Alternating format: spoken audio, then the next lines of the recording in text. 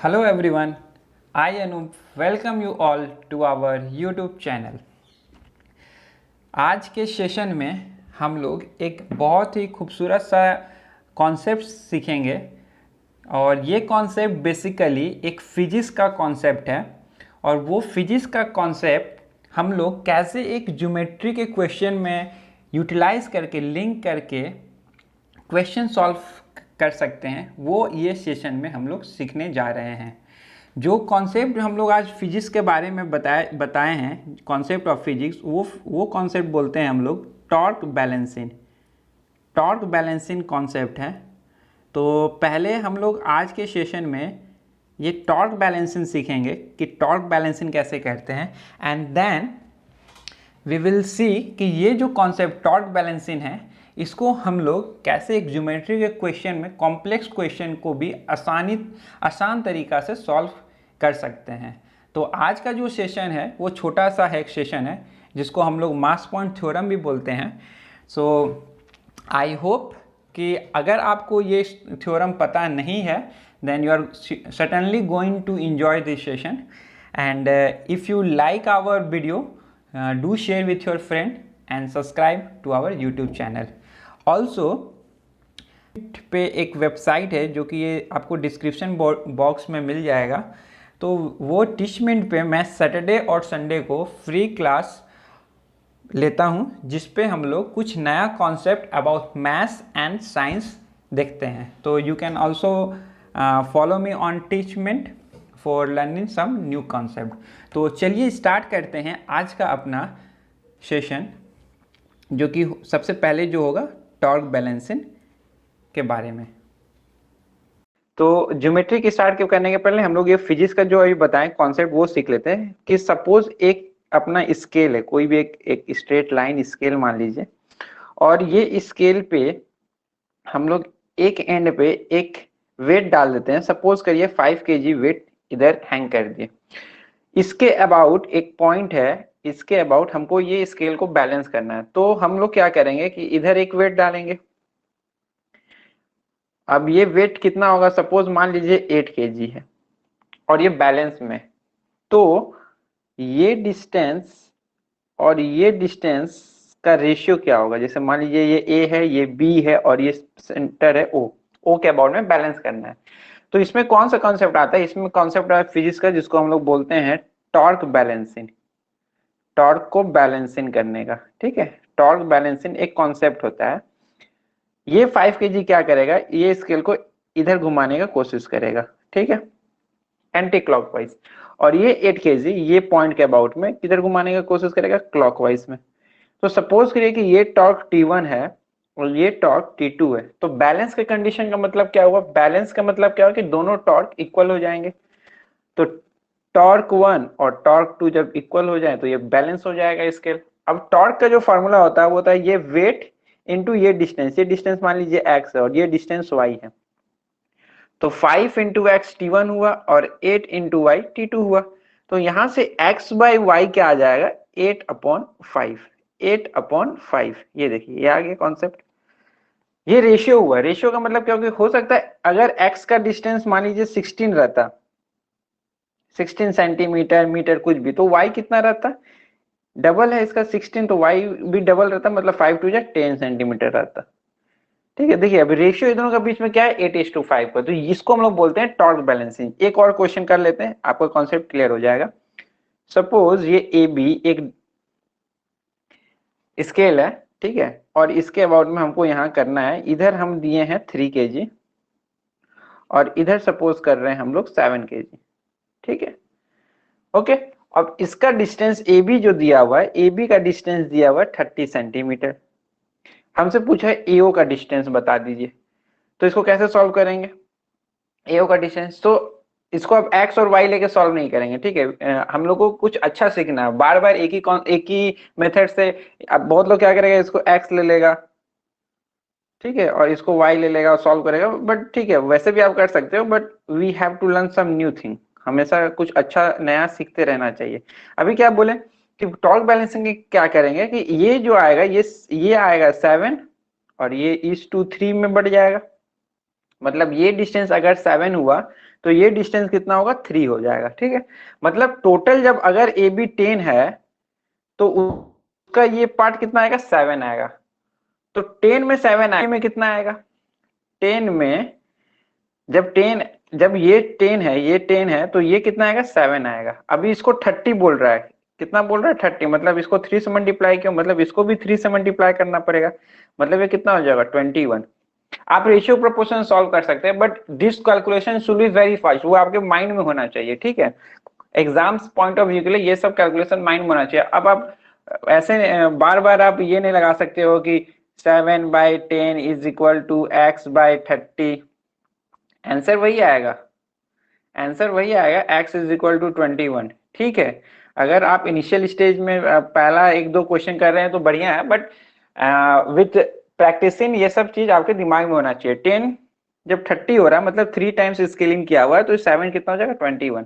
This will be very fast. ठीक है, okay, इतना कॉन्सेप्ट समझ में आया। अच्छा, एक चीज और क्या बताना चाहते हैं, ये जो O है O पे कितना वेट लगेगा, अगर इसको आपको मान लीजिए यहाँ से स्ट्रिंग लगा के उठाना है तो आप कितना वेट लगाओगे, तो ये 3 और ये 7 मतलब 10, तो ये टोटल आएगा। सेंटर पे क्या आएगा, हमेशा टोटल आएगा। ठीक है, तो ये कॉन्सेप्ट से हम लोग चल सीखते हैं अपना, ये कॉन्सेप्ट को यूज करेंगे हम लोग ज्योमेट्री के क्वेश्चन सॉल्व करने में। देखिए क्या कॉन्सेप्ट है, सपोज ये एक ट्रायंगल है, ये ट्रायंगल है ए बी सी और ये डी है और ये सपोज कर लीजिए ये है ई, ये है ई, समझ में आया, ये है ई। अब इसको ये रेशियो में बांट देता है, मान लीजिए 2:1 में, और ये हो गया 3:2 में काट रहा है, इसको बांट रहा है। ठीक है, ये जो पार्ट हुआ, सॉरी इसको कर देते हैं ऐसे, ये 3 हुआ। ठीक है, ये 3:2 में बांट रहा है। ठीक है, ये 3 और ये 2। ठीक है, दिख रहा है,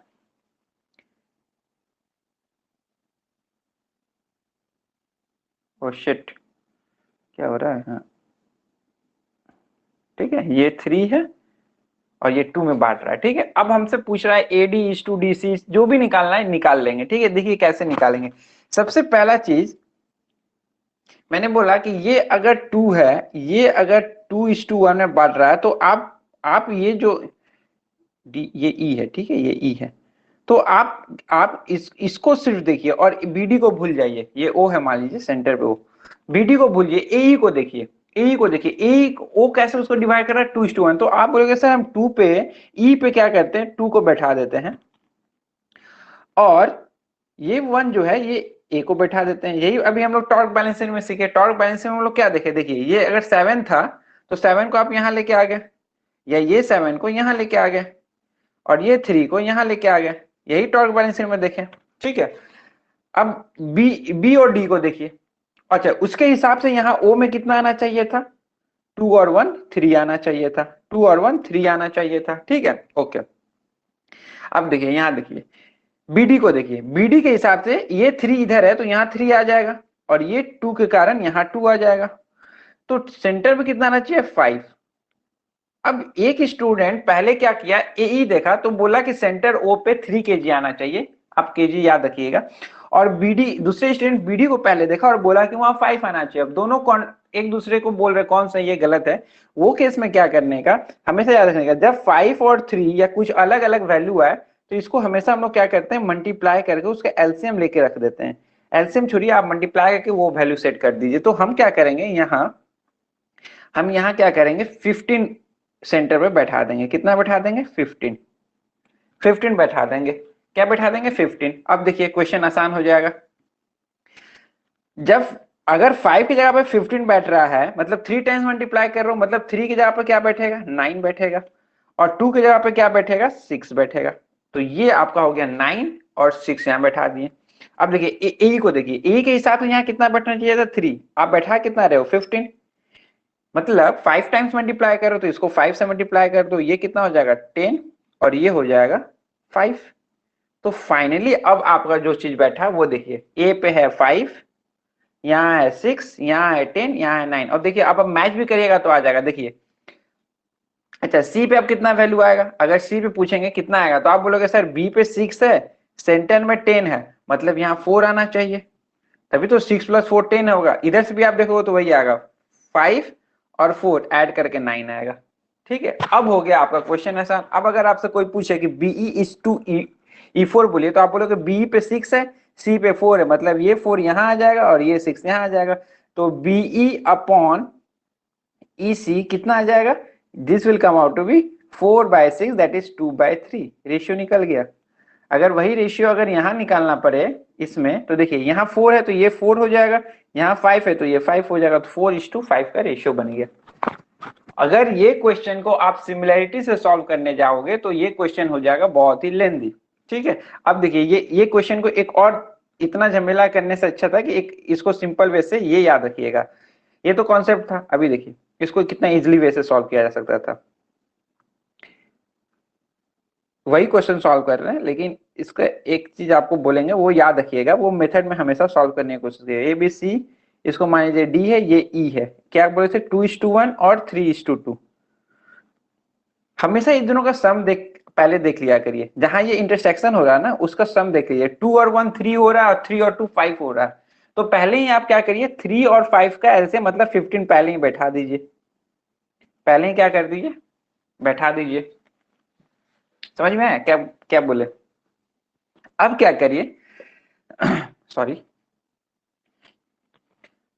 अब देखिए ये 2 पार्ट है और ये है 1 पार्ट, टोटल कितना हुआ 3। 3 की जगह पे आप 15 कर रहे हो, 3 की जगह पे आप 15 बैठना चाहिए था 3 15, तो ये 2 यहाँ आता, लेकिन अब 2 को 3 से मल्टीप्लाई करके 6 लिख दो यहाँ, और 1 आना चाहिए, उसको 3 से मल्टीप्लाई करके आप लिख दीजिए 3। समझ, सॉरी 5 आएगा ना, यहाँ 5 आएगा, कितना आ जाएगा 5। कैसे?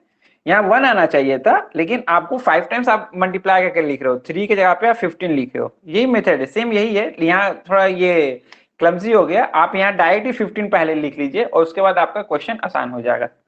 ठीक है, बाकी तो आप कर लीजिएगा। चलिए अब नेक्स्ट क्वेश्चन देखते हैं। This session is going to be short, सिर्फ एक ही कॉन्सेप्ट सीखेंगे हम लोग। ठीक है, बाकी आप लोग इसको प्रैक्टिस करिए, उसके बाद एक और नया कॉन्सेप्ट सिखाएंगे, इसके हिसाब से ट्रायंगल का रेशियो निकालना सिखा देंगे। ठीक है, अभी देखिए, नहीं ये क्वेश्चन नहीं, सॉरी, हाँ ये क्वेश्चन देखिए। अगर ऐसा है और ये दिया है 3:2 का रेशियो दिया है, और सपोज कर लीजिए ये दिया है 4:5 का रेशियो, 4:, नहीं इसको कर लीजिए 5, सॉरी इसको कर लीजिए 5:3 का रेशियो कर लीजिए। ठीक है, अभी बनाइए, अभी कैसे ये बनेगा आप देखिए, ट्राई करिए पहले बनाने के लिए। इसका नेमिंग कर देते हैं कुछ ए बी सी। देखिए इसको कैसे बनाएंगे, अगर ये 5 है तो यहां आप बी को 5 दे दिए और ए को 3 कर दिए। इधर ये एसी, अगर कोई स्टूडेंट एसी पहले देख रहा है तो बोलेगा सर ए पे क्या आना चाहिए था, 2 आना चाहिए था। अगर कोई स्टूडेंट ए बी पहले देखेगा तो बोलेगा ए पे 5 आना चाहिए था। अभी देखिए दो अलग अलग नंबर आया, तो मैं क्या बोला उसको आप क्या कर दीजिए 10 बैठा दीजिए, 5 2 या 10। तो मैं ये क्या किया कि यहाँ हम ना 5 लिखेंगे ना ही 2 लिखेंगे, क्या लिखेंगे यहाँ हम, यहाँ क्या लिखेंगे 10 लिख देंगे पहले ही। चलिए 10 कर दिए। अब देखिए सब चीज चेंज करना पड़ेगा, यहाँ 3, यहाँ क्या बैठना चाहिए था, सॉरी गलती कर दिए, एक चीज देखिए फिर से, यहाँ 3 बैठना चाहिए था ना। अगर आप ए बी देखेंगे तो यहाँ 3 आना चाहिए, ये 3 था, ये क्या था 3 था, यहाँ फिर से लिख देते हैं, ये क्या था यहाँ 3 था।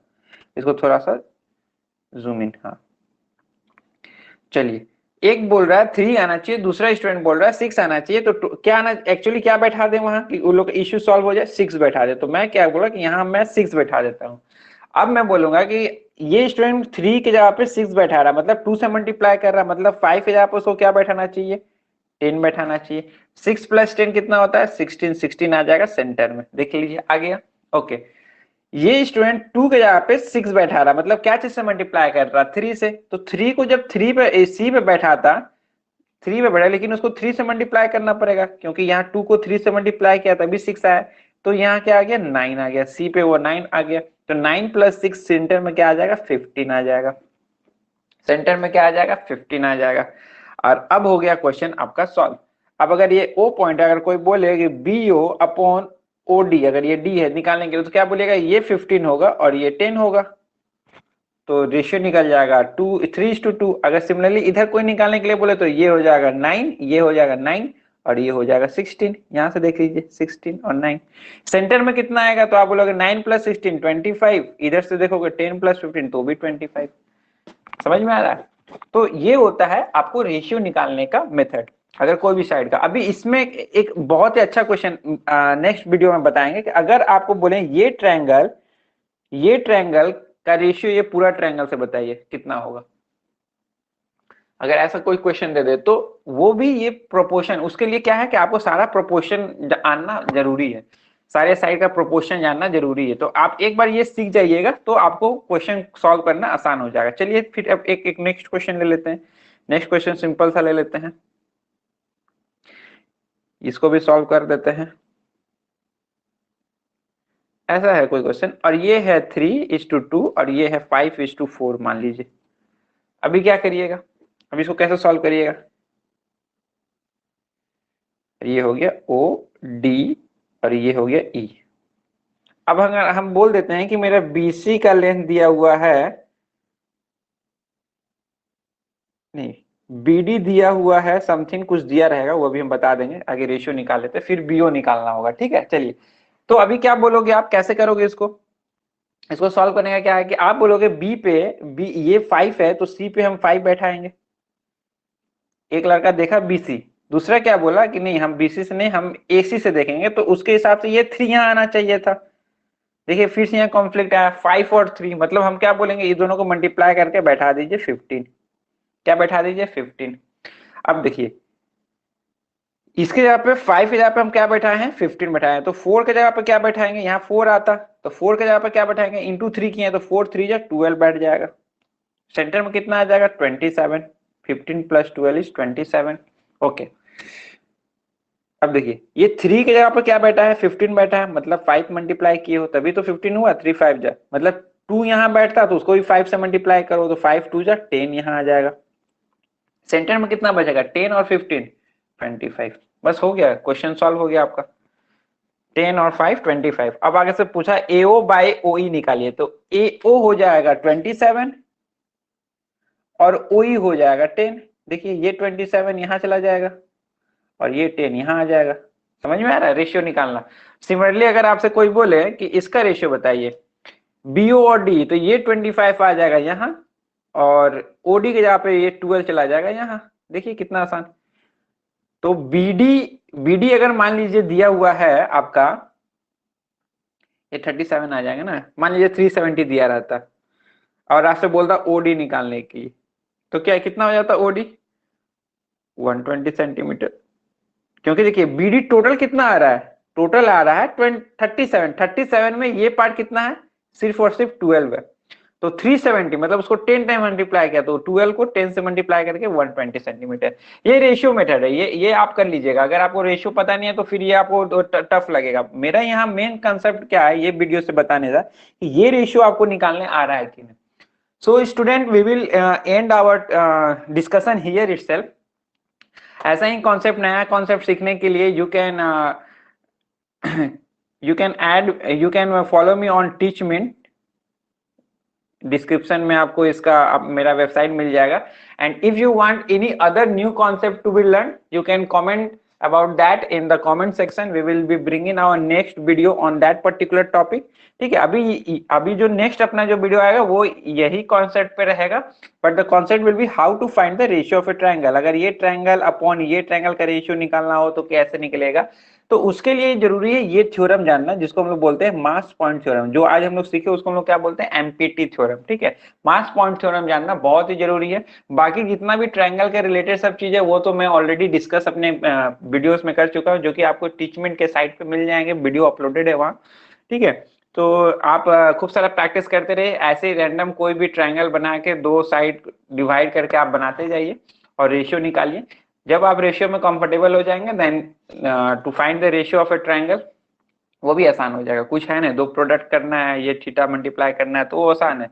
वो तो और कुछ है ही नहीं, यही चीज है, बस वहाँ थोड़ा सा रेशियो निकालने सिखा देंगे, ठीक है। सो ठीक है, आप प्रैक्टिस करते रहिए and we will meet soon in our next video. Thank you.